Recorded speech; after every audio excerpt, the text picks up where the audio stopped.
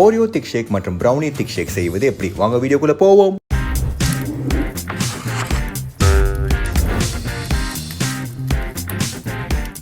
முதலில் ஓரியோ பிஸ்கெட்ஸை உடைத்து மிக்சியில் போட்டுக் கொள்ளுங்கள். புது வெள்ளை மழை இங்கே பொழிகின்றது.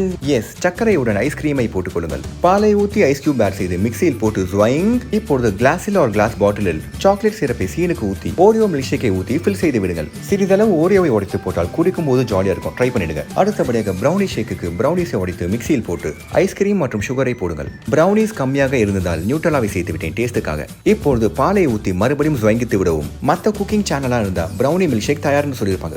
ஆனா நம்மளுக்கு தான் தெரியும் அதுல டேஸ்ட் கம்மின்னு. சோ மறுபடியும் சர்க்கரை அண்ட் ஐஸ்கிரீம் ஆட் செய்து வாங்கிட்டு குதூகலத்துடன் பாட்டிலில் ஊத்தினால் ஓரியோ திக் ஷேக் மற்றும் பிரவுனி திக் ஷேக் தயார். பால் கலக்கி பாட்டிலில் குலுக்கி have fun guys. Okay bye.